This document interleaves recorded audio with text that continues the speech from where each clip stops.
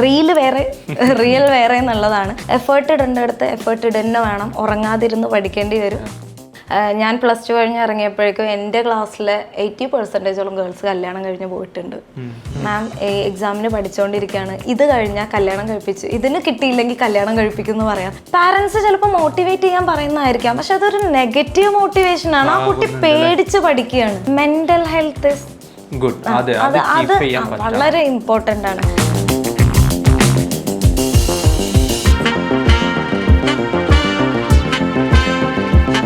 ICMS expert ടോക്കിൽ ഇന്ന് നമ്മോടൊപ്പം പുതിയൊരു അതിഥിയുണ്ട്. കഴിഞ്ഞ 6 വർഷത്തോളമായിട്ട് കൊമേഴ്സ് പ്രൊഫഷണൽ മേഖലയിൽ ടീച്ചിങ് നടത്തിക്കൊണ്ടിരിക്കുന്ന റിംഷാന മിസ്സാണ്. മിസ്സേ, ICMSന്റെ ഈ ഒരു എക്സ്പേർട്ട് ടോക്കിലേക്ക് താങ്കൾക്ക് സ്വാഗതം. Thank you. ഇന്ന് നമ്മുടെ ഒരു ചർച്ചയുടെ അടിസ്ഥാനം എന്നുള്ളത് ഈ 2025 ഈ വേനലവധി, പ്രത്യേകിച്ച് വേനലവധി എന്നുള്ളത് സ്കൂൾ അവധികളാണ്. പക്ഷേ ഈ സ്കൂൾ അവധിയിൽ വരുന്ന ചർച്ച വിദ്യാഭ്യാസം തന്നെയാണ് ഏറ്റവും കൂടുതൽ വലിയ ചർച്ചയാവുന്നത്. ആ ഒരു ചർച്ചയിൽ പ്രൊഫഷണൽ വിദ്യാഭ്യാസ രംഗത്ത് ഏറ്റവും കൂടുതൽ ആളുകൾ ഇന്ന് ചർച്ച ചെയ്യുന്നത് കൊമേഴ്സിൻ്റെ മേഖലയാണ്. അതായത് CA, CMA, CS, ACCA, UCMA ഉള്ള കോഴ്സുകൾ. എന്തുകൊണ്ടായിരിക്കണം ഇങ്ങനെ ഒരു ബൂം ഈ ഒരു മേഖലയ്ക്ക് ഇപ്പോൾ കിട്ടിക്കൊണ്ടിരിക്കുന്നത്, അല്ലെങ്കിൽ ഇത്തവണ കിട്ടിയത്? ആക്ച്വലി ആ ഒരു ബൂം ഇപ്പോൾ ശരിക്കും നമുക്ക് കാണാൻ പറ്റും.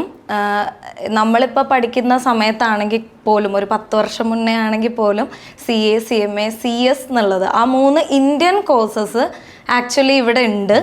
അതിൻ്റെ പോപ്പുലാരിറ്റി ഇതുപോലെ ഇല്ലാന്നേ ഉള്ളൂ. ആക്ച്വലി അധികം ആൾക്കാർക്ക് അതറിയില്ല. ഇപ്പോൾ ഞാൻ കൊമേഴ്സ് പഠിച്ച ഒരാളാണ്. അപ്പോൾ നമ്മുടെ ക്ലാസ്സിലുള്ള പലരും ഈ പറഞ്ഞ പോലെ നമ്മുടെ ഒരു ഓൾഡ് കൺസെപ്റ്റ് പ്രകാരം നല്ല മാർക്ക് സ്കോർ ചെയ്തവർ സയൻസിലോട്ടും അല്ലാത്തവർ കൊമേഴ്സിലോട്ടും എന്നുള്ളൊരു ചിന്താഗതിയാണ്. പക്ഷേ കൊമേഴ്സ് ആഗ്രഹിച്ചെടുത്ത ഒരാളാണ് ഞാൻ. അപ്പോൾ എന്തോ ഒരു ഭാഗ്യം കൊണ്ട് എൻ്റെ പാരൻസ് CA, CMAയിൽ അവർക്ക് അതിനെക്കുറിച്ച് അറിയായിരുന്നു. അപ്പോൾ എൻ്റെ ഉപ്പ CA എടുക്കണം എന്ന് പറഞ്ഞിട്ടാണ് എന്നെ കൊമേഴ്സിൽ കൊണ്ടുപോയി ആക്കിയത്. അതായത് സയൻസ് കിട്ടിയിട്ട് അതിൽ നിന്ന് കൊമേഴ്സിലേക്ക് മാറിയ ഒരാളാണ് ഞാൻ. അപ്പോൾ ആ ഒരു ടൈമിൽ തന്നെ ഞാൻ ഫോക്കസ് ചെയ്തത് നമുക്ക് ആ ഒരു ഏരിയയിലേക്ക് പോവാം. അത് എനിക്ക് തന്നെ വന്നതല്ലായിരുന്നു, എൻ്റെ ഫാദർ വഴി കിട്ടിയ ഒരു സംഭവമാണ്. പാരന്റ്സിന് അന്ന് ഉള്ളത് കൊണ്ട് അങ്ങനെ കിട്ടിയ ഒരു കാര്യമായിരുന്നു. അപ്പോൾ ആ സമയത്ത് എൻ്റെ ക്ലാസ്സിലുള്ള കുട്ടികൾക്ക് പലർക്കും ഈ ഒരു ഏരിയ ആയിട്ട് ബന്ധമില്ല എന്ന് മാത്രമല്ല, അറിയത്തുപോലും ഇല്ല. പോരാത്തതിന് നമ്മൾ ഈ +2 പഠിക്കുമ്പോൾ ടീച്ചേഴ്സ് ആണെങ്കിൽ പോലും നമ്മളെ അവിടുന്ന് മോട്ടിവേറ്റ് ചെയ്ത് വിടുന്നത് ഇപ്പോൾ PSMOയിൽ അഡ്മിഷൻ കിട്ടാൻ, PSMOയിൽ BComന് പഠിക്കാൻ, അല്ലെങ്കിൽ നമ്മളെ സീനിയേഴ്സ് +2 കഴിഞ്ഞ് അവിടെ നിന്ന് പോയിട്ടുണ്ടെങ്കിൽ ഒരു അസംബ്ലിയിൽ ആ കുട്ടിയുടെ പേരെടുത്ത് പറയും, ആ കുട്ടിക്ക് നമ്മുടെ സ്കൂളിൽ നിന്ന് ഇന്ന ഒരു കുട്ടിക്ക് PSMOയിൽ അഡ്മിഷൻ കിട്ടി എന്ന് പറയും. അപ്പൊ അത് ശരിക്കും ആ ഒരു ചേഞ്ച് ശരിക്കും നമുക്കത് നോട്ട് ചെയ്യാനും അറിയാനും പറ്റിയിട്ടുണ്ട്. അപ്പൊ നമ്മൾ ആലോചിക്കുന്ന എന്താ, PSMOയിൽ അഡ്മിഷൻ കിട്ടണം. ആ സമയത്ത് ശരിക്കും നമുക്ക് BCom, BBAന്റെ ഡിഫറൻസിയേഷൻ പോലും ചിലപ്പോൾ അറിയുന്നവരുണ്ടാവാം, അറിയാത്തവരുണ്ടാവാം. എന്നെ സംബന്ധിച്ച് എനിക്ക് അറിയില്ലായിരുന്നു. അപ്പോൾ നമ്മൾ BComന് അഡ്മിഷൻ കിട്ടണം. അവിടെ BComന് അഡ്മിഷൻ കിട്ടണമെങ്കിൽ 85% എബവ് ഇന്നതല്ല. കാരണം അന്ന് 10th +2 എക്സാം വരുമ്പോൾ പാരൻസിൻ്റെ സൈഡിൽ നിന്ന് നമുക്ക് പഠിക്കാൻ പറയുന്ന ഒരു ഫോഴ്സ്, അല്ലെങ്കിൽ നമ്മൾ ആ എക്സാമിന് കൊടുത്തിരുന്ന ഒരു ഇമ്പോർട്ടൻസ് വളരെ വലുതാണ്. ഒരു ഫുൾ A+ അല്ലെങ്കിൽ ഒരു 80% എബവ് എന്ന് പറയുന്നത് അന്ന് വലിയ കാര്യമാണ്, വലിയ മാർക്സ് ആണ്. ഈവൻ അങ്ങനെ ആയിട്ട് പോലും ഈ കോഴ്സിനെ കുറിച്ച് അങ്ങനെ ജനറലി അറിയില്ല. അതായത് ടീച്ചേഴ്സിന്റെ ഭാഗത്തു നിന്ന് നിങ്ങൾ ഇത് ഫോക്കസ് ചെയ്യണം, കൊമേഴ്സ് കഴിഞ്ഞാൽ ഇതിന് സാധ്യത ഉണ്ടെന്ന് സ്കൂളിൽ നിന്ന് പറയുന്നില്ല. ഒരു ഇൻസ്റ്റിറ്റ്യൂട്ടിന്റെ ഭാഗത്തുനിന്ന് വരുന്ന മാർക്കറ്റിംഗ് പോലും വളരെ റയർ എന്ന് പറഞ്ഞാൽ റയറസ്റ്റ് ആണ്. അപ്പൊ അതിനകത്ത് ഇപ്പത്തെ ഈ വർഷം നോക്കുമ്പോൾ ആ ഒരു റീസെന്റ് വരുമ്പോ കുട്ടികൾക്ക് നിങ്ങൾ കൊമേഴ്സ് ആയിക്കോട്ടെ, സയൻസ് ആയിക്കോട്ടെ, ഹ്യൂമാനിറ്റീസ് ആയിക്കോട്ടെ, നമ്മുടെ ഇൻസ്റ്റിറ്റ്യൂട്ടിൽ തന്നെ ഉണ്ട് എല്ലാ ഇതിലും പഠിച്ച കുട്ടികൾ. അപ്പോൾ കൊമേഴ്സ് സ്റ്റുഡൻസിന് നല്ല ഒരു സ്റ്റുഡൻസിന് നമ്മൾ CA, CMA, CS ഇൻട്രൊഡ്യൂസ് ചെയ്ത് കൊടുക്കേണ്ട ഒരു അവസ്ഥ വരുന്നില്ല. അത്രയും പോപ്പുലർ ആണ് കോഴ്സ് എന്ന് പറയുന്നത്. അതിന്റെ റീസൺ എനിക്ക് പേഴ്സണലി തോന്നിയിട്ടുള്ളത് ഈ ഒരു 2-3 വർഷം അല്ലെങ്കിൽ 4 വർഷത്തിന്റെ ഇടക്കാണ് ഭയങ്കരമായിട്ട് ആഡ് വരാൻ തുടങ്ങിയത് ശ്രദ്ധിച്ചത്. പിന്നെ അതുപോലെ എവിടെ പോയാലും അവിടെ വലിയ വലിയ ഫ്ലെക്സ്, ഇപ്പൊ കോഴിക്കോടൊക്കെ പോയി കഴിഞ്ഞാൽ മുതൽ ആ ബീച്ച് സൈഡിലൊക്കെ കംപ്ലീറ്റ് ഓരോ ഇൻസ്റ്റിറ്റ്യൂട്ട്സിന്റെ ആഡാണ്. പിന്നെ ഇവൺ ഒരു മലയാളം വെബ് സീരീസ് കാണുകയാണെങ്കിൽ പോലും അതിനകത്ത് ഒരു ഇൻസ്റ്റിറ്റ്യൂട്ടിന്റെ ആഡ് കാണും. അപ്പോൾ ഇവരിങ്ങനെ ചെയ്യുന്നു, ഇതിങ്ങനെയാണ് അങ്ങനെയാണെന്നുള്ള ഡയലോഗ്സ് വെച്ചിട്ട് പറയും. അത് ഇടയ്ക്ക് ഈ ആഡിന്റെ ഇൻഫ്ലുവൻസ് സത്യത്തിൽ നമുക്കിടയിൽ ഒന്ന് കുറഞ്ഞിട്ടുണ്ടായിരുന്നു. ഇപ്പൊ അത് എഗെയിൻ വന്നു. ഇപ്പൊ സാറിന് അറിയാം, ഫൗണ്ടേഷൻ തൊട്ടിട്ട് നമ്മുടെ ICMS ഒരുപാട് ബാച്ചസ് മറ്റ് ഇൻസ്റ്റിറ്റ്യൂഷനിൽ ഡിഫറെന്റ് ആയിട്ട് അധികം കുട്ടികളുണ്ട്. ഓരോ ക്ലാസ്സിലും 70-75ഓളം കുട്ടികൾ ഡീൽ ചെയ്യുന്ന അവസ്ഥ ഉണ്ടായിട്ടുണ്ട്. പക്ഷെ അവര് +2 എന്നുള്ളൊരു നമ്മൾ +2 ലെവൽ എന്ന് പറയുമ്പോൾ ഒരു മിനി കോളേജ് ലെവലാണ് അല്ലെ. അവർ അതായത് 10th വരെ നമ്മളെ ഫോഴ്സ് ചെയ്ത് പഠിപ്പിക്കുന്നു, അല്ലെങ്കിൽ SSLC എന്നുള്ളൊരു ഇത് വരുന്നു എന്നുള്ളതിനപ്പുറത്തേക്ക് +2 അവരെ എൻജോയ് ചെയ്ത് പഠിക്കുകയാണ്. അങ്ങനെയാണ്. പക്ഷെ ആ രീതിയിൽ നിന്ന് ഇങ്ങോട്ട് വരുമ്പോഴുള്ള ചേഞ്ചും ഈ പറഞ്ഞ പോലെ ഇടയ്ക്ക് ഒരു ഇൻസ്റ്റിറ്റ്യൂട്ട് സെറ്റപ്പിനോട് അവർക്ക് താല്പര്യം ഇല്ലാതെ വന്നിരുന്നു. അതുകൊണ്ട് മാത്രം ഇതിലേക്ക് വരുന്നില്ല എന്നുള്ള രീതിയിലേക്ക് ശരിക്കും ഉണ്ടായിരുന്നു. കാരണം അവർക്ക് പ്രോഗ്രാംസ് മിസ് ചെയ്യുന്നു. കോളേജിൽ പോയ ഫ്രണ്ട്സ് ഇത് പറയാറുണ്ട്, അതൊന്നും ഇല്ല. കല്യാണത്തിന് പോകാൻ പാടില്ല, ഒരു പരിപാടിക്കും പോകാൻ പറ്റത്തില്ല, വേറെ പ്രോഗ്രാംസ് ഇല്ല എന്നൊക്കെ പറയാറുണ്ട്. പക്ഷെ ഞാൻ അവരോട് ശരിക്കും ഫൗണ്ടേഷൻ ലെവൽ തൊട്ട് കുട്ടികളോട് ഞാൻ പറയാറുള്ളത്, നിങ്ങൾ എൻജോയ് ചെയ്ത് പഠിക്കണം. അതായത് ഒരിക്കലും നമ്മളൊരു കുട്ടീനെ ഫോഴ്സ് ചെയ്ത് പഠിപ്പിക്കുക എന്നുള്ളത് ഇന്നത്തെ കാലത്ത് പോസിബിൾ അല്ല. നമ്മളെ പാരൻസിനെ പേടിച്ച് അത്ര ഒരു ഇന്റൻസിറ്റിയിൽ ഇന്നത്തെ കുട്ടികൾ അത് ചെയ്യണില്ല. അവരവരുടെ കംഫർട്ട് ലെവലാണ് ഏറ്റവും കൂടുതലും. അവർ കംഫർട്ടബിൾ അല്ലെങ്കിൽ അവർ പോവും. കോഴ്സ് ആയിക്കോട്ടെ എന്തായിക്കോട്ടെ അവർ ഇറങ്ങി പോവും എന്നുള്ളത് വലിയതാ. അപ്പൊ പല കുട്ടികളുടെ പഠിക്കുന്ന ശൈലി ഡിഫറെൻ്റ് ആണ്. നമ്മൾ കുറേ കുട്ടികളെ കാണുന്നതിനെ കൊണ്ട് ആ കാര്യങ്ങളൊക്കെ നമുക്ക് കൂടുതൽ മനസ്സിലാക്കാൻ പറ്റും. ചിലർ പാട്ട് കേട്ട് പഠിക്കും, ചിലർ നടന്ന് ഇരുന്ന് രാത്രി പഠിക്കുന്ന, ഉറങ്ങാണ്ടിരുന്ന് പഠിക്കും, ചിലർ രാവിലെ എണീറ്റ് പഠിക്കും, ഉച്ച കഴിഞ്ഞിരുന്ന്. നിങ്ങൾ എപ്പോൾ കംഫർട്ടബിൾ ആവുന്നു അപ്പം പഠിക്കുക എന്നാണ് ഞാൻ പറയാറ്. അല്ലാതെ ഡെയിലി 2 മണിക്കൂർ വെച്ച് പഠിക്കണം അത് നിർബന്ധമാണെന്ന് നമുക്ക് പറയാം. പക്ഷെ അത് പോസിബിൾ, അവരത് ചെയ്യില്ല, ഉറപ്പാത് അവർ ചെയ്യൂല എന്നുള്ളത്. അപ്പോൾ പ്രാക്ടിക്കലി അവരെ ഡീൽ ചെയ്യാനാണ് ഞാൻ പേഴ്സണലി ട്രൈ ചെയ്യാറ്. നിങ്ങൾ ഔട്ടിങ് പോയിക്കോളൂ, ഫ്രണ്ട്സിൻ്റെ കൂടെ കറങ്ങാൻ പോകണം, കല്യാണത്തിന് പോകണം. കാരണം CA CMA കഴിഞ്ഞ് വരുമ്പോഴേക്കും ഫാമിലിയിൽ ആരൊക്കെ ജനിച്ചു മരിച്ചു എന്നുള്ളതിനെ കുറിച്ച് ചിലപ്പോൾ ഒരു ഐഡിയ ഉണ്ടാവില്ല. അതെ, നമ്മളെ പഠിപ്പിച്ചിരുന്ന ഒരു സാറ് പറഞ്ഞിട്ടുണ്ട്, CA ഫൈനൽ കഴിഞ്ഞവരേക്ക് താടി വളർന്നത് പിന്നീടാണ് അറിഞ്ഞതെന്ന്. അത്രയും സീരിയസ് ആയിട്ട് ഇരുന്ന് പഠിച്ച മടുപ്പ് വരും പഠിപ്പിനോടും കരിയറിനോടും എന്നാണ് എനിക്ക് തോന്നിയിട്ടുള്ളത്. ഓക്കെ, ഈ ഒരു പുതിയ കിഡ്സിനോട് അതൊക്കെ പറയാൻ താങ്കൾക്ക് പറ്റുന്ന അനുഭവം കൊണ്ടാണെന്ന് തോന്നുന്നു. ഞാൻ നിങ്ങളുടെ ഒരു ഇൻ പേഴ്സൺ ഈ ഒരു പ്രൊഫഷനിലേക്ക് ഇപ്പം നിങ്ങൾ +2 വരെ വന്ന കഥകൾ പറഞ്ഞു, പാരൻസിൻ്റെ ഒരു മോട്ടിവേഷൻ പറഞ്ഞു. എങ്ങനെയാണ് ഈ ഒരു ഫീൽഡിലേക്ക് എത്തിയത്? എന്താണ് ഇപ്പോഴത്തെ അതിൻ്റെ ഒരു കറണ്ട് സ്റ്റേജസ്? ഇപ്പോൾ ആ ഒരു ടൈമിൽ ഞാൻ ഈ പറഞ്ഞ പോലെ നമ്മുടെ സ്കൂളിലേക്കൊരു ഇൻസ്റ്റിറ്റ്യൂട്ടിൽ നിന്ന് ഇതുപോലെ മാർക്കറ്റിങ്ങിനായിട്ട് വന്നു. +2യുടെ ട്യൂഷൻ + ഫൗണ്ടേഷൻ എന്നുള്ള രീതിയിലേക്ക്. ആ സമയത്ത് ഞാൻ ആ ഇൻസ്റ്റിറ്റ്യൂട്ടിൽ ചേർന്നു, ട്യൂഷൻ + ഇതെടുത്തു. CA മാത്രം ഫോക്കസ് ചെയ്ത് പോയിരുന്ന എന്നെ എല്ലായിടത്തും കാണുന്ന പോലെ കുറേ റിലേറ്റീവ്സും ഫ്രണ്ട്സും അല്ലെങ്കിൽ നമ്മൾ മുതിർന്ന കാക്കമാരോട്, എഡ്യൂക്കേറ്റഡ് ആയിട്ട് ആൾക്കാരോടൊക്കെയാണ് അഡ്വൈസ് എടുക്കുക എന്ന്. അപ്പോൾ അന്ന് ഞാൻ കേട്ട ഏറ്റവും വലിയ ഒരു സംഭവം എന്ന് പറഞ്ഞാൽ, CA വളരെ പാസിങ് % കുറവാണ്, അത് പാസ്സായി ഭയങ്കര പാടാണ്. അപ്പോൾ ഒരു സ്റ്റേജ് എത്തുമ്പോൾ നിങ്ങൾക്കത് മനസ്സിലാവും. അവിടെ ഡ്രോപ്പ് ചെയ്തിട്ട് പോകുമ്പോൾ നിങ്ങളുടെ കയ്യിൽ +2 മാത്രമേ കാണൂ, വേറൊന്നും ഉണ്ടാവില്ല. ഡിഗ്രി അന്ന് നമ്മൾ CAയുടെ കൂടെ ഈ ഡിഗ്രി കൊടുക്കുന്ന സിസ്റ്റം ഇല്ല അന്ന്. അപ്പോൾ നമ്മളടുത്ത് ഏറ്റവും കൂടുതൽ ഡിഗ്രി പോലും കയ്യിലുണ്ടാവില്ല. മറ്റേ നീ ഡിഗ്രിക്ക് പോയിട്ട് CA എടുത്തോളൂ, അപ്പൊ നിന്റെ കയ്യിൽ ഒരു ഡിഗ്രി ഉണ്ടല്ലോ. അത് കേട്ടിട്ട് ഞാനത് ഡ്രോപ്പ് ചെയ്തു, ഡിഗ്രിക്ക് പോയി. EMA ഞാൻ പഠിച്ചത്. ആ സമയത്ത് എന്നെ ഇൻസ്റ്റിറ്റ്യൂട്ടിൽ പഠിപ്പിച്ച സാർ അവിടെ എന്നെ കണ്ടിട്ട് ആദ്യം ചോദിച്ച എന്തിനത് ചെയ്തു എന്നുള്ളതാണ്. അപ്പോൾ എനിക്കൊരു ധൈര്യം വേണം സാർ, ഇത് കയ്യിലുണ്ടെങ്കിൽ കണ്ടിന്യൂ ചെയ്യാലോ എന്ന് ഞാൻ പറഞ്ഞു. അങ്ങനെ അത് കഴിഞ്ഞു. പിന്നെ അവിടെ ഒരു ബ്രേക്ക് വന്നു എന്ന് വെച്ചാൽ, ഇത് കഴിഞ്ഞ് ഞാൻ നേരെ പോയത് PGക്കാ. അതും കഴിഞ്ഞിട്ടാണ് ഞാൻ പിന്നീട് ചൂസ് ACCA വരുന്നത്. അപ്പൊ ആ ഒരു സംഭവം ഇപ്പൊ ഇല്ല. കുട്ടികളടുത്ത് ഡിഗ്രി കഴിഞ്ഞ് PG കഴിഞ്ഞ് CA എടുക്കണം എന്ന് നമ്മൾ പറഞ്ഞു കൊടുത്താൽ അവർ കേൾക്കില്ല. അങ്ങനെ പറഞ്ഞു കൊടുക്കേണ്ട ആവശ്യമില്ല. സോ ഇതിനകത്ത് സ്റ്റുഡൻസിനോട് റൈറ്റ് ആയിട്ട് ഈ ഒരു കോഴ്സിലേക്ക് വരുന്ന സ്റ്റുഡൻസിനോട് എന്ത് പറയാനുണ്ട്? സ്റ്റുഡൻസിൻ്റെ അടുത്ത് പറയാനുള്ളത്, ഞാൻ എപ്പോഴും പറയുന്നത് ഇപ്പോൾ ഫൗണ്ടേഷനിൽ അവർ വരുമ്പോൾ തന്നെ ഞാൻ നിങ്ങൾക്കിത് എന്തായാലും പറ്റും എന്ന് പറയാറില്ല. അതായത് ഈ കോഴ്സിന് ഇതിൻ്റേതായിട്ടുള്ള റിസ്ക് എലമെൻറ്റ്സ് ഉണ്ട്, തീർച്ചയായും ഉണ്ട്, എഫേർട്ട് ഇടാണ്ട് കിട്ടില്ല എന്നുള്ളതാണ്. പോരാത്തതിന് ഫൗണ്ടേഷനോ ഇൻ്ററോ പാസ്സായി കഴിഞ്ഞാൽ അവർക്ക് CA ടാഗ് ഒരിക്കലും കിട്ടുന്നില്ല. അവർ അത് കംപ്ലീറ്റ് ചെയ്തെങ്കിൽ മാത്രമേ അവർക്ക് ആ ടാഗും കിട്ടും. ആഡിൽ പറഞ്ഞ പോലെ നിങ്ങൾക്ക് നിങ്ങൾ സ്വപ്നം കാണുന്ന ഒരു കരിയറും സാലറിയും കിട്ടുള്ളൂ. അപ്പോൾ ആ ഇൻസെൻറ്റീവ് ആണ്, അല്ലെങ്കിൽ ആ ഒരു ഇത് കഴിഞ്ഞ് കിട്ടുന്ന ആ ഒരു സാലറിയാണ് അവരെ മോട്ടിവേറ്റ് ചെയ്യുന്നത്, അല്ലാതെ നമ്മൾ ആരും അല്ല. അപ്പൊ അത് കിട്ടണം എന്നുണ്ടെങ്കിൽ നിങ്ങൾ ഇങ്ങനെ വർക്ക് ചെയ്യണം, പക്ഷെ നിങ്ങൾ എൻജോയ് ചെയ്ത് പഠിക്കണം. നമുക്ക് ഒരു ലെവല് വരെ അവരെ ഇരുത്തി അടിച്ച് അതൊന്നും ഇപ്പോൾ പോസിബിൾ അല്ല. അപ്പൊ നിങ്ങൾ എങ്ങനെ പഠിക്കുന്നു, ഇവൻ 2 മണിക്കൂറായിരിക്കുന്നതെന്നുണ്ടെങ്കിൽ 2 മണിക്കൂർ അതിൽ മാത്രം ഇരിക്കുക. അല്ലാത്ത ബോറിംഗ് സബ്ജക്ട്സ് നിങ്ങൾ ഒറ്റയ്ക്ക് പഠിക്കുന്ന കുട്ടികളാണെങ്കിൽ അത് അങ്ങനെ പോയിക്കോട്ടെ. ബോറിംഗ് സബ്ജക്ട്സ് പഠിക്കാൻ കമ്പൈൻ സ്റ്റഡി ചൂസ് ചെയ്യാം, ഡിസ്കസ് ചെയ്ത് പഠിക്കാം. അപ്പോൾ നിങ്ങളുടെ പാറ്റേൺ എന്താണോ നിങ്ങൾ അത് ഫോളോ ചെയ്ത് പോവാം. ഏതൊരു സബ്ജക്ട് ഏരിയയിലാണോ നമുക്ക് ബോറിംഗ് ആയിട്ട് തോന്നുന്നത് അവിടെ ഒരു സപ്പോർട്ട് വേണമെങ്കിൽ എടുക്കാം. അതെ, അതായത് നമ്മൾ പഠിക്കുന്ന രീതി മാറ്റാം, അത് നമുക്ക് പറഞ്ഞു കൊടുക്കാം, നമുക്ക് ആ സപ്പോർട്ട് കൊടുക്കാം. ഒരു 4 പേര് ഗ്രൂപ്പ് ആവൂ, എന്നിട്ട് നിങ്ങൾ ഡിസ്കസ് ചെയ്ത് പഠിക്കൂ. ടീച്ചർ പറയുന്നതിനേക്കാളും മനസ്സിലാവും ഫ്രണ്ട് പറയുമ്പോൾ ചില കാര്യങ്ങൾ. ഓക്കെ, അപ്പൊ അതിലറിയാവുന്ന ഒരു കുട്ടി ഉണ്ടാവും, ആ കുട്ടീനെ വെച്ചിട്ട് അങ്ങോട്ടും ഇങ്ങോട്ടും ഡിസ്കസ് ചെയ്ത് പഠിക്കാൻ.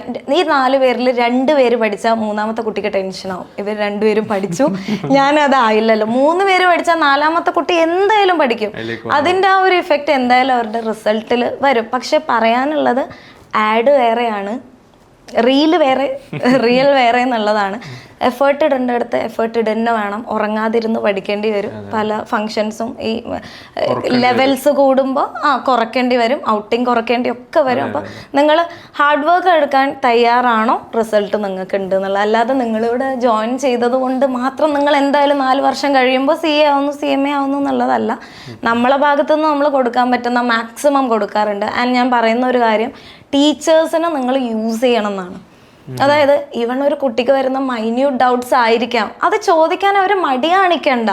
ഓക്കെ, അങ്ങനെ ഒരു ക്ലാസ് റൂം സിസ്റ്റമാണ് നമ്മൾ ഫോളോ ചെയ്യുന്നത്. അറിയാം, ICMS അങ്ങനെ ഒരു ക്ലാസ് റൂം സിസ്റ്റമാണ്.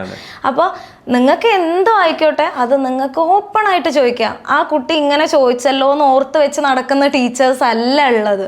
അല്ലെങ്കിൽ ഡൗട്ട് ചോദിച്ചുകൊണ്ട് ദേഷ്യം തോന്നുന്ന, അല്ലെങ്കിൽ അതിൻ്റെ പുറത്ത് പിന്നീട് ആ കുട്ടീനെ ഫോക്കസ് ചെയ്ത് ക്വസ്റ്റ്യൻ ചോദിക്കുന്ന അങ്ങനത്തെ ടീച്ചർ സിസ്റ്റം ഒന്നും ഇല്ല ഇപ്പോൾ. അതൊക്കെ കംപ്ലീറ്റ്ലി മാറി. അപ്പം നിങ്ങൾ യൂസ് ചെയ്യണം എന്നാണ് ഞാൻ പൊതുവെ പറയാറുള്ളത്. ഓക്കെ മിസ്, നമ്മുടെ കുട്ടികളോടുള്ള പറയാനുള്ള ഒരു ആസ്പെക്റ്റിനെ നമ്മൾ പറഞ്ഞു. പാരൻസ് അതൊരു വലിയ ലോകം തന്നെയാണല്ലോ. ഇതിലൊരു പ്രധാന ഘടകങ്ങളാണത്. ഒരു മോട്ടീവ് എന്നുള്ളത് അവരുടെ ഒരു ഫൈനാൻഷ്യൽ ഹെൽപ്പ് മാത്രമല്ല, റാദർ ദാൻ ദാറ്റ് അവരും കൂടെ ഈ കോഴ്സിന് പ്രിപ്പയർഡ് ആവണ്ടേ? എന്താണ് അതിൻ്റെ ഒരു വ്യൂ? ശരിക്കും അങ്ങനെ തന്നെയാണ്. ഞാൻ മുന്നേ എൻ്റെ കാര്യം പറഞ്ഞല്ലോ. അതായത് ഞാൻ +2 കഴിഞ്ഞ് ഇറങ്ങിയപ്പോഴേക്കും എൻ്റെ ക്ലാസ്സിലെ 80% ഗേൾസ് കല്യാണം കഴിഞ്ഞ് പോയിട്ടുണ്ട്.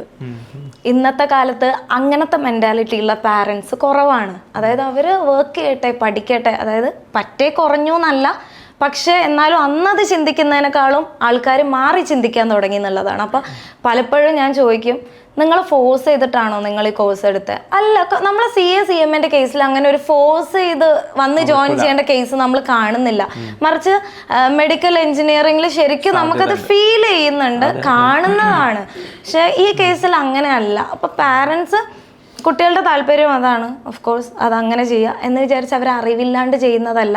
ഞാൻ പലപ്പോഴും ഫംഗ്ഷന് പോകുമ്പോൾ, അല്ലെങ്കിൽ വേറെ എന്തെങ്കിലും ആവശ്യത്തിനൊക്കെ പുറത്ത് പോകുമ്പോൾ, നമ്മുടെ ഫാമിലി മീറ്റപ്പ് ഉണ്ടാകുമ്പോൾ, ഫ്രണ്ട്സിൻ്റെ മീറ്റപ്പ്സ് ഉണ്ടാകുമ്പോഴൊക്കെ അവിടെ നിന്ന് പാരൻസ് ചോദിക്കും, ഇവൻ 10ാം ക്ലാസ് പഠിക്കുന്ന കുട്ടിയുടെ പാരൻസ് ആയാലും, ഇനി എന്താണ്, എങ്ങനെയാണ് CA CMA എന്താണെന്ന് അവർക്ക് പറഞ്ഞു കൊടുക്കണ്ട. അവർക്ക് പിന്നെയും കൺഫ്യൂഷൻ വരിക, ഇന്ത്യ എടുക്കണോ US എടുക്കണോ, CA എടുക്കണോ ACC.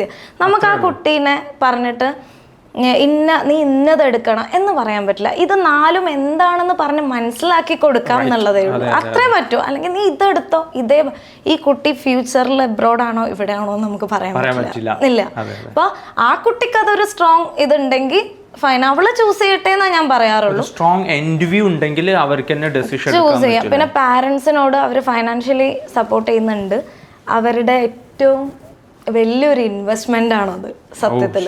അതായത് ചെറിയ ഇൻവെസ്റ്റ്മെൻറ്റിൽ അവർക്ക് വലിയ നേട്ടം കിട്ടാൻ പോവുക എന്നുള്ളതാണ് അതിൻ്റെ ഒരു പ്രാക്ടിക്കൽ സൈഡ് ശരിക്കും. ആൻഡ് ഓൾസോ അവരുടെ അടുത്ത് പറയാനുള്ള ഒരു അഡ്വൈസ് അല്ല, ഇന്നത്തെ പാരൻസിന് അത് നമ്മളെ പാരൻസ് മീറ്റിങ്ങിലും പല എനിക്ക് തോന്നുന്നു ഫൗണ്ടേഷൻ കഴിഞ്ഞ് നമ്മൾ വെക്കുന്ന ആ ഫംഗ്ഷനിലൊക്കെ വളരെ ഇമോഷണലായിട്ട് അവർ വരാറുണ്ട്, സംസാരിക്കാറൊക്കെ ഉണ്ട്. ഫൈനലിലും അങ്ങനെയൊക്കെ തന്നെ കാണാറുണ്ട്. അപ്പോൾ അവരോട് പറയാനുള്ളത് അവർ ഫൈനാൻഷ്യൽ സപ്പോർട്ട് കൊടുക്കുന്ന പോലെ തന്നെ മെൻ്റൽ സപ്പോർട്ട് കൊടുക്കുക എന്നുള്ളതാണ്. ആ ഒരു കുട്ടിയുടെ മെൻ്റൽ ഹെൽത്ത് ആ കുട്ടിയുടെ സ്റ്റഡീനെ നന്നായിട്ട് ബാധിക്കും. അപ്പോൾ അതിനിടക്ക് പല കുട്ടികളും എനിക്ക് പേഴ്സണലി മെസ്സേജ് ചെയ്യും, മാം എക്സാമിന് പഠിച്ചുകൊണ്ടിരിക്കുകയാണ്, ഇത് കഴിഞ്ഞാൽ കല്യാണം കഴിപ്പിച്ചു, ഇതിന് കിട്ടിയില്ലെങ്കിൽ കല്യാണം കഴിപ്പിക്കും എന്ന് പറയാം. അത് ആക്ച്വലി പാരൻസ് ചിലപ്പോൾ മോട്ടിവേറ്റ് ചെയ്യാൻ പറയുന്നതായിരിക്കാം, പക്ഷെ അതൊരു നെഗറ്റീവ് മോട്ടിവേഷനാണ്. ആ കുട്ടി പേടിച്ച് പഠിക്കുകയാണ്. നമ്മൾ സ്ട്രെസ് ഫ്രീ ആയിട്ട് പഠിക്കുമ്പോഴാണ് നമുക്കത് മൈൻഡിലുണ്ടാവുക. അപ്പോൾ ആ ഒരു കാര്യം പാരൻസ്, അതല്ലെങ്കിൽ ഇത്ര ഏജായിട്ടും നിനക്ക് ഒന്നും ആയില്ലല്ലോ, ഇത്ര അറ്റംപ്റ്റ് ആയിട്ടും ഒന്നും, അത് പറയാണ്ട് അവരെ അറിഞ്ഞ് അവരെ സപ്പോർട്ട് ചെയ്യുക. അല്ല, എനിക്ക് ഇവിടെ ഒരു ക്യൂരിയോസിറ്റി ഉള്ള മറ്റൊരു കണ്ടന്റ് ഉണ്ട്, ഞാനത് എടുക്കണം നിങ്ങളും കൂടെ ആയതുകൊണ്ട് തന്നെ. ഒരു സ്ത്രീ പെർസ്പെക്റ്റീവിൽ നിന്ന് ശരിയാവണ്ണം അറിഞ്ഞ് ആലോചിക്കാൻ പറ്റുമല്ലോ നമ്മൾ മനസ്സിലാക്കി പറയുന്നതിനേക്കാളൊക്കെ. ഈ CA-CMA കോഴ്സുകൾക്ക് നല്ല ഫ്ലെക്സിബിലിറ്റി ഉണ്ട് എന്നാണ് ഞാൻ മനസ്സിലാക്കുന്നത്. ഫൗണ്ടേഷൻ കഴിഞ്ഞിട്ട് ക്വാളിഫൈ ചെയ്തിട്ട് രജിസ്റ്റർ ചെയ്തിട്ട് വേണം ഇൻ്ററിലേക്ക് കടക്കാൻ. വേണമെങ്കിൽ ഗ്യാപ്പ് വേണ്ടി വന്നാൽ അത്യന്താപേക്ഷിതമാണെങ്കിൽ എടുക്കാം. ഇൻ്റർ കഴിഞ്ഞിട്ട് ഡെഫിനറ്റ്ലി ട്രെയിനിങ്ങിലേക്ക് പോകാൻ പറ്റുന്നുണ്ട്. അവിടെ ഒരു അക്കാഡമിക് ബ്രേക്ക് എടുക്കേണ്ട അത്യാവശ്യം ഉണ്ടെങ്കിൽ എടുക്കാം. അങ്ങനെയാണെങ്കിൽ പോലും മാരേജോ മറ്റു കാര്യങ്ങളോ ഇതിലെടുത്ത് ലൈഫ് ഇതിലേക്ക് കയറി വരുമ്പോൾ കോഴ്സ് തകിടം അറിയേണ്ട ആവശ്യമുണ്ടോ? ആക്ച്വലി CA-CMA കൊടുക്കുന്ന ആ ഒരു ഫ്ലെക്സിബിലിറ്റി വെച്ച് നോക്കുമ്പോൾ തകിടം മറയേണ്ട കാര്യമില്ല. ഒരു രീതിയിലും ഒരാളെയും ബാധിക്കാത്ത രീതിയിൽ അത്രയും ഫ്ലെക്സിബിൾ ബാധിക്കൂല. പോരാത്തതിന് നമ്മളൊരു പഴയ കൺസെപ്റ്റ് ഒന്നും അല്ല ഇപ്പോൾ. എല്ലാവരും പഠിക്കണം, വർക്ക് ചെയ്യണം എന്നുള്ള ആ ഒരു കൺസെപ്റ്റിലേക്ക് വന്നു. അപ്പോൾ എല്ലാവരും ഇതിനെ പഠിക്കണം, അവർക്ക് പഠിക്കാം. ഈവൻ നമുക്കറിയാം, നമ്മളുടെ ഏതൊരു പ്രോഗ്രാമിന് എനിക്ക് തോന്നുന്നു പ്രഗ്നൻ്റ് ആയിട്ട് നമ്മളത് പ്രത്യേകം കാണിച്ചിരുന്നു എന്നുള്ളതാണ്. ബേബീസ് ആയിട്ട് എക്സാം എഴുതുന്ന ആൾക്കാരുണ്ട്. അപ്പൊ അതൊന്നും അതിനെ ബാധിക്കുന്നു എന്നുള്ളതല്ല, പക്ഷെ മെന്റൽ ഹെൽത്ത് അത് വളരെ ഇമ്പോർട്ടൻ്റ് ആണ്. അത് ആ കുട്ടിക്ക് അവിടെ അവളുടെ ലൈഫിൽ ഇതെന്ന് വെച്ചാൽ ഇപ്പം നമ്മൾ പഠിക്കുന്ന സമയത്ത് വേറെ ഒന്നും നമ്മളെ മൈൻഡിലില്ല. കല്യാണം കഴിഞ്ഞ് പോയൊരു സ്ത്രീ എന്ന് പറയുമ്പോൾ ഒരുപാട് വേറെ കാര്യങ്ങൾ വന്നു. അപ്പം അത് അവരുടെ പഠിപ്പിനെ ബാധിക്കരുത്. ബാധിക്കൂല എന്ന് ഉറപ്പുണ്ടെങ്കിൽ, ആ കുട്ടിക്ക് ഉറപ്പുണ്ടെങ്കിൽ മുന്നോട്ട് പോവാം. അങ്ങനെ അല്ലെങ്കിൽ മുന്നോട്ട് പോവാം. അല്ലെങ്കിൽ അവള് പഠിക്കട്ടെ, ജോബ് വാങ്ങട്ടെ, കല്യാണം കഴിക്കാം എന്നുള്ളതാണ്. അത് പാരൻസ് ഇപ്പൊ അത് നമ്മൾ പറഞ്ഞു കൊടുക്കേണ്ട ആവശ്യമില്ല. പാരൻസ് അങ്ങനെയാണ് ചിന്തിക്കുന്നത് എന്നുള്ളതാണ്. അല്ല, ഞാനും തന്നെ നമ്മുടെ അടുത്തൊക്കെ ഈ ഒരു കൺസേണുമായിട്ട് പാരൻസും കുട്ടികളൊക്കെ വരുമ്പോൾ നമ്മൾ പറയാറുള്ളത് ഇതാണ്, കുട്ടിയുടെ പോയിന്റ് ഓഫ് വ്യൂവിനാണ് വളരെ ഇമ്പോർട്ടൻസ് കൊടുക്കേണ്ടത്. അവർക്ക് മെന്റലി അതിനെ വഹിക്കാൻ പറ്റുമെങ്കിലാണ് അതേറ്റ് മുന്നോട്ട് പോകേണ്ടത് എന്നുള്ളത് പറയാറുണ്ട്. ഓക്കെ, ഇതിൽ മറ്റൊരു സൈഡിലേക്ക് നമുക്ക് പോയേക്കാം. അതായത് നമ്മുടെ വിദ്യാർത്ഥികളും ഫാമിലിയും ഒരുമിച്ച് പ്രിപ്പയർ ചെയ്യുന്നു, ഫാക്കൾട്ടി സൈഡിൽ നിന്ന് പ്രിപ്പയർ ചെയ്യുന്നു.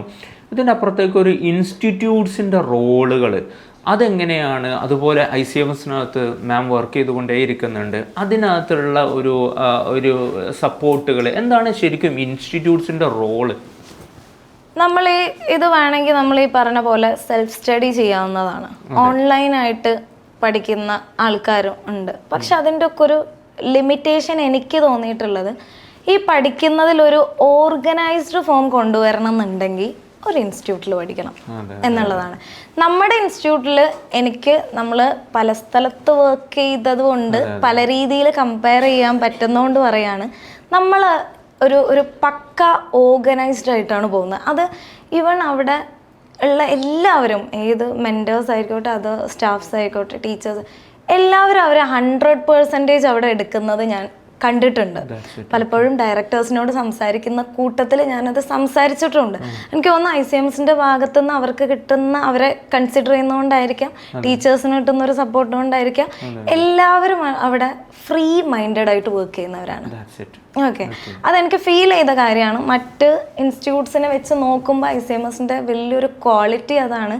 സക്സസിൻ്റെ വലിയൊരു റീസണും അതാണ് എനിക്ക് തോന്നിയിട്ടുള്ളത്.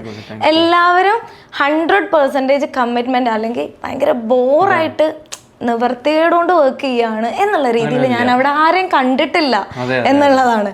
എല്ലാവരും മാക്സിമം എനിക്ക് തോന്നുന്നു നമ്മളുടെ ലാസ്റ്റ് ആ ഒരു പ്രോഗ്രാം ഉണ്ടായിരുന്നല്ലോ, അലുമിനി മീറ്റൊക്കെ നമ്മൾ ക്യാമ്പസിൽ, അതിന്റെ ആ സെറ്റപ്പും കാര്യങ്ങളൊക്കെ എല്ലാവരും അറിഞ്ഞ് ചെയ്തതാണ്. ഒരു ഇവന്റ് ഡെക്കോർ, അതായത് അത് ഏൽപ്പിച്ച പോലെ അല്ലെങ്കിൽ അതിനേക്കാൾ അടിപൊളിയായിട്ട് അവർ ചെയ്തെങ്കിൽ അവർക്ക് അത്രമാത്രം കമ്മിറ്റ്മെന്റ്സ് ഉണ്ടായതുകൊണ്ടാണ്. അത് ആ ഒരു കമ്മിറ്റ്മെന്റ് ടീച്ചേഴ്സിന്റെ ഭാഗത്തുനിന്ന് സ്റ്റുഡൻസിനുണ്ട്. സ്റ്റുഡൻസ് പലപ്പോഴും ഒരു ഏജ് ഒരു ടൈം കഴിയുമ്പോൾ അവരുടെ പേഴ്സണൽ പ്രോബ്ലംസ് നമ്മളടുത്ത് പറയാറുണ്ട്. ഒരു കുട്ടി എന്നെ വിളിച്ചത് എനിക്ക് ഇപ്പോഴും ഓർമ്മയുണ്ട്. നല്ല ബ്രില്യൻ്റ് ആയിട്ട് ഒരു കുട്ടിയുടെ പേര് ഞാൻ പറയുന്നില്ല. ഈ കുട്ടി ഫൗണ്ടേഷൻ കഴിഞ്ഞു 300+ സ്കോർ ചെയ്ത് റിസൾട്ട് വന്നതിൻ്റെ ശേഷം ഈ കുട്ടിയുടെ ബ്രദർ ഈ കുട്ടിക്ക് അയച്ച മെസ്സേജ് ഇപ്പം ഞാനത് ഇരുന്ന് ഒന്നും കൂടെ കേട്ടു സത്യത്തില്. അതായത് പറയാണ്, നീ എടുക്കുന്ന ഈ കോഴ്സിന് ഒരു സ്കോപ്പും ഇല്ല കേട്ടോ, ഡിഗ്രി ചെയ്യ്, കാലിക്കറ്റ് യൂണിവേഴ്സിറ്റിയുടെ ഡിഗ്രി ചെയ്യ്, ഇഗ്നോയുടെ ഒന്നും സ്കോപ്പില്ല, അങ്ങനെയില്ല, അത് ഇവിടെ വർക്ക് ആവില്ല കേട്ടോ എന്ന് പറയും.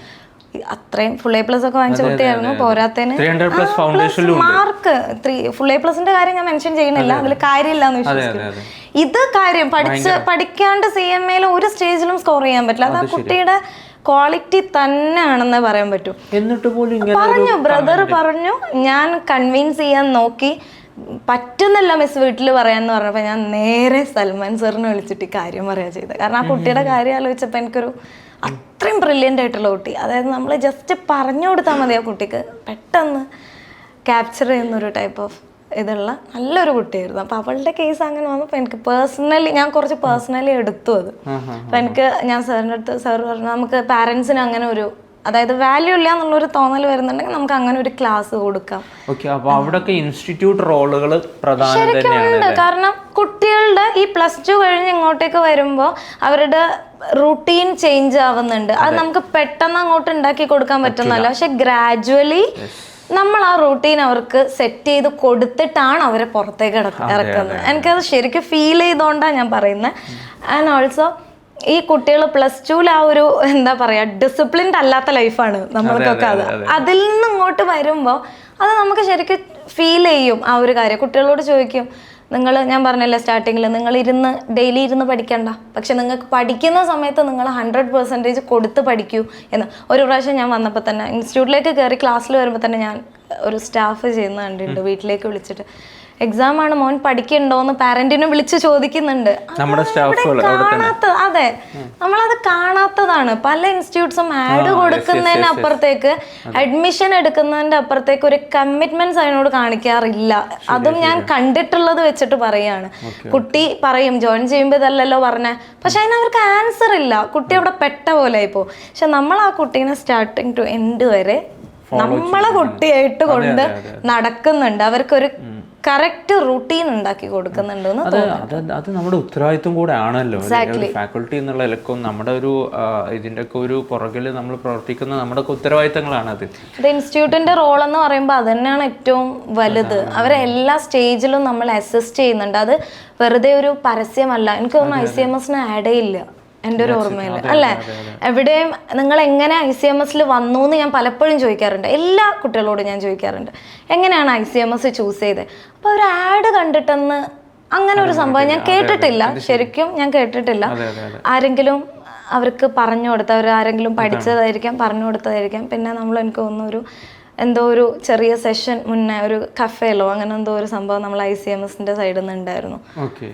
അപ്പോൾ അവർ പറഞ്ഞു, സൽമാൻ സാറിൻ്റെ ഒരു ക്ലാസ് കേട്ടിട്ടുണ്ട്, അപ്പം എന്താണ് അതിൽ അട്രാക്ട് ചെയ്തതെന്ന് ചോദിച്ചപ്പോൾ അവർ പറഞ്ഞു, സാർ ഒരിക്കലും ICMS മെൻഷൻ ചെയ്തില്ല എന്ന് പറഞ്ഞു. കോഴ്സിനെ കുറിച്ചിട്ടാണ് പറഞ്ഞത്. ICMS നിങ്ങൾ വന്ന് ജോയിൻ ചെയ്യണമെന്ന് പറഞ്ഞില്ല എന്നാണ് പറഞ്ഞത്. അപ്പം അതൊരു അല്ല, നമ്മളിപ്പോൾ ഇന്നലെയും കൂടെ കുട്ടികളോട് പറയുന്നത് ഇതിൻ്റെ ഫുൾ പേഴ്സ്പെക്റ്റീവ് മനസ്സിലായിട്ട് വേണം കുട്ടി ICMSലേക്ക് വരാനെന്നുള്ളതുകൊണ്ടാണ്. കാരണം മറ്റൊന്നും അട്രാക്റ്റഡ് ആവരുത് എന്നുള്ളത് തന്നെയായിരുന്നു എന്നുള്ളത്. ഓക്കെ, നമുക്കത് അവസാനിപ്പിക്കുന്നതിന് മുമ്പ് ഇതിൻ്റെ ഒരു കരിയർ ഓപ്പർച്യൂണിറ്റീസ് എത്രമാത്രം കുട്ടികൾ അതിനെ മനസ്സിലാക്കിയിട്ടുണ്ട്, അല്ലെങ്കിൽ എന്തൊക്കെയാണ് മാഡത്തിൻ്റെ ഒരു വിഷനിൽ ഇതിൻ്റെ ഒരു കരിയർ സൈഡിൻ്റെ ഒരു ഓപ്പർച്യൂണിറ്റീസ് എന്തൊക്കെയാണ്? എനിക്ക് തോന്നുന്നു ഓപ്പർച്യൂണിറ്റീസിൻ്റെ ആ ഒരു ക്വസ്റ്റ്യൻ ശരിക്കും നമ്മൾ ഡിസ്കസ് ചെയ്യേണ്ട. അത്രയും ഓപ്പൺ ആയിട്ട് എല്ലാവർക്കും ഓപ്പർച്യൂണിറ്റീസ് എന്താണെന്ന് അറിയാം, വളരെ ക്ലിയർ ആയിട്ട് അറിയാം.